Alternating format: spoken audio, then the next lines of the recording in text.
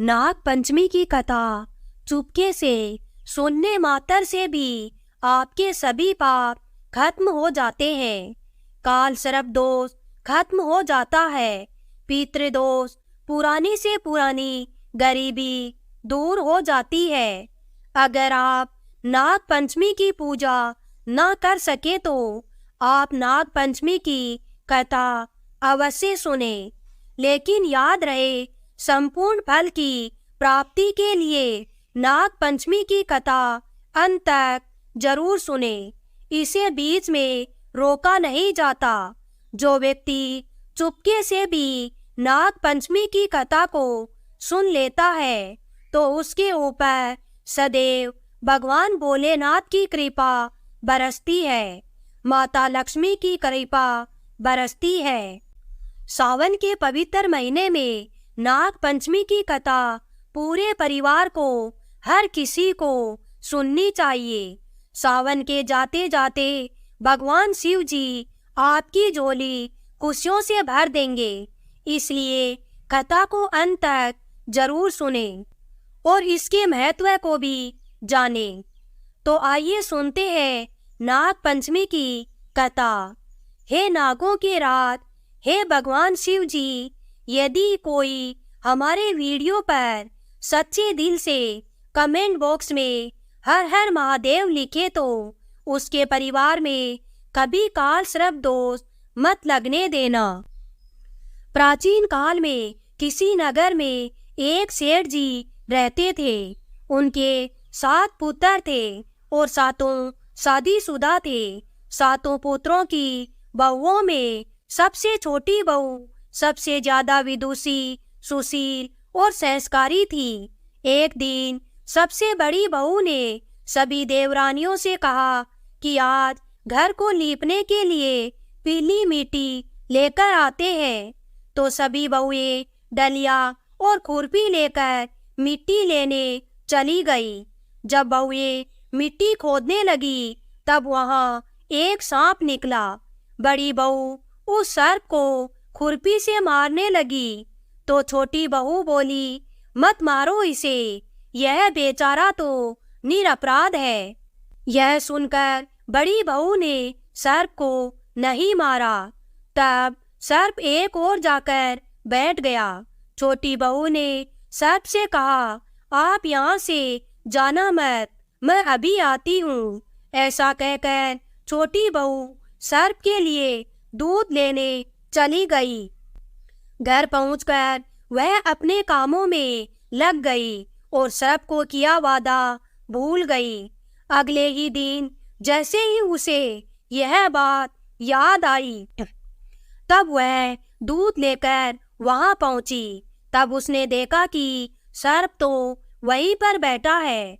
सर्प को देखकर वह बोली, भैया मुझे माफ कर दो, मैं अपने कार्यों में लगकर आपसे किया वादा भूल गई। तब सर्प बोला, मुझसे झूठ बोलने के लिए मैं अभी तुझे ढस लेता, लेकिन तूने सच्चे हृदय से मुझे भैया कहा है, इसलिए मैं तुझे छोड़ रहा हूँ और आज से तू मेरी बहन हुई। तुझे जो चाहिए मांग लेना। तो छोटी बहू बोली, भैया मेरा कोई नहीं है, मुझे एक भाई मिल गया, मुझे और कुछ नहीं चाहिए। बस जब भी मैं अपने भाई को पुकारूं तो तुम चले आना। कुछ दिनों बाद सावन के महीने में सेठ जी की सभी बहुएं अपने अपने पीहर जाने लगी और छोटी बहू से बोली, तेरा तो कोई पीहर नहीं है, तू कहाँ जाएगी? यह सुनकर छोटी बहू बहुत रोई। तभी वह सर्प एक मनुष्य का रूप धारण करके उसके घर आया और बोला, मेरी बहन को भेज दो। तब सबने कहा, इसका तो कोई भाई नहीं है। तो वह बोला, मैं दूर के रिश्ते का भाई लगता हूँ। इस तरह विश्वास दिलाने पर घर के लोगों ने छोटी बहू को उसके साथ भेज दिया।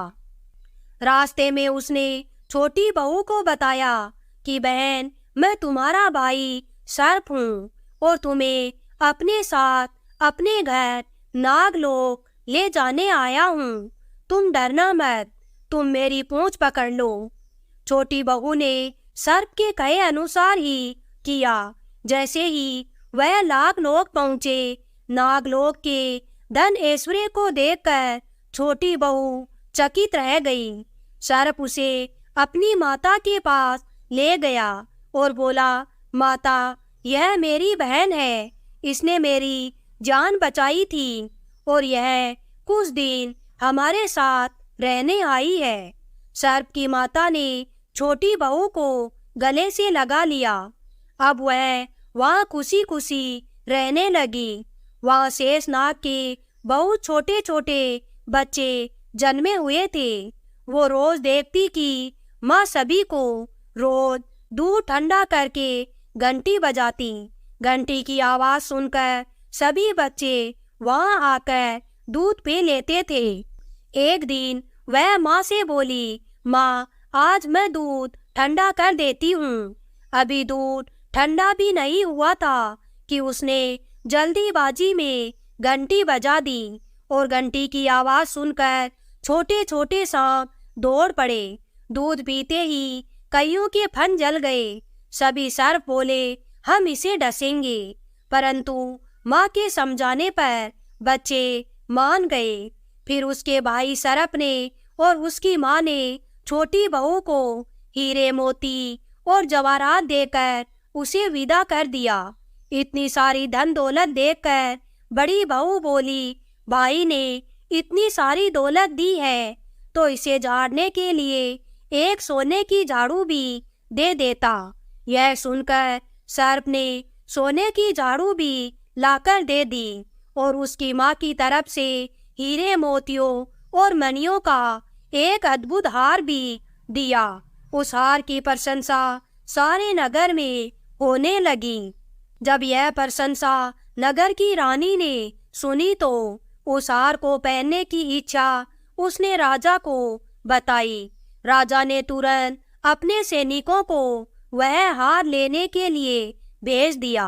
राजा के डर से सेठ जी ने छोटी बहू का हार सैनिकों को दे दिया। इस बात से छोटी बहू बहुत दुखी हुई और अपने भाई सर्प को याद करके उसे सारी बात बताई। सर्प बोला, बहन, तुम दुखी मत हो, राजा खुद तुम्हें वह हार लौटाने आएंगे। रानी ने जैसे ही वह हार पहना तो वह हार सर्प बन गया और रानी ने डरकर वह हार फेंक दिया।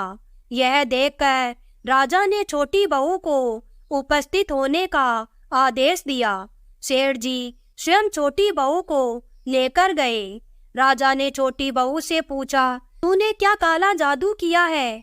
तो छोटी बहू बोली, राजन, मुझे क्षमा कीजिए, यह हार ऐसा ही है। यह हार मुझे मेरे भाई ने दिया है। इतनी ही देर में वह नाग वहां पर प्रकट हो गया। नाग बोला, यह मेरी बहन है और यह हार मैंने इसे दिया है। यह देखकर सभी लोगों ने नाग देवता को प्रणाम किया। क्योंकि उस दिन पंचमी तिथि थी, इसलिए उस दिन से नाग पंचमी का त्योहार मनाया जाता है। तभी से सभी स्त्रियां सर्प को अपना भाई मानकर उसकी पूजा करती हैं। शास्त्रों में बताया जाता है कि सावन के पवित्र महीने में नाग पंचमी के पावन पर्व पर नाग देवता को गाय का कच्चा दूध अवश्य अर्पित करना चाहिए। इस दिन नागों के राजा साक्षात आपको वरदान देते हैं। काल सर्प दोष समाप्त हो जाता है, पितृदोष दूर हो जाता है। नाग पंचमी पर नाग देवता के दर्शन करना बहुत ही शुभ और मंगलकारी माना जाता है। नाग पंचमी पर यह एक उपाय जरूर करें। इस दिन सांप के बिल में जाकर जो भी शिव भक्त सच्चे दिल से दूध अर्पित कर देता है, उसकी कुंडली के व्यारे न्यारे हो जाते हैं। स्वयं शिवगण आपके घर आकर धन वर्षा करते हैं। नागों के राजा अत्यंत प्रसन्न होते हैं। बस आपको सांप के बिल के पास जाना है और किसी भी पात्र में थोड़ा दूध ले लें। अब इस दूध को सांप के बिल के पास रखें और इस दूध से नाग पंचमी के दिन अभिषेक करें। नाग देवता अक्सर पीपल वृक्ष के नीचे अपना बिल बनाते हैं, तो आपको थोड़ा दूध लेना है। स्टील के बर्तन में ले ले या स्टील के गिलास में ले ले। एक बेल पत्तर ले ले। अब उस पर चंदन से राम नाम लिखे और सांप के बिल के पास चढ़ा दे। ऐसा करने से भयंकर काल सर्प दोष दूर होता है, अकाल मृत्यु नहीं होती। आपके घर की रक्षा स्वयं नाग देवता करते हैं। आप बिल में दूध चढ़ा देते हैं तो नाग देवता बहुत खुश होते हैं। वह आपकी रक्षा अनंत काल तक करते हैं। फिर सांप आपका पीछा कभी नहीं करते। आपका भाग्य उदय हो जाएगा। आप धनी हो जाएंगे। आप किसी एकांत जंगल में नागराज के नाम का एक माटी का प्याला ले ले और उसमें दूध डालकर अर्पित कर दे और कहे, हे नागों के राजा, यह दूध मैं आपके लिए अर्पित करने आया हूँ। यदि आपके सेवक से कोई भूल हो जाए तो क्षमा करना और चुपचाप घर चले आना। नाग देवता उसे स्वीकार कर लेते हैं और आपकी स्वयं रक्षा करते हैं कि संतान और आपके परिवार की रक्षा करेंगे।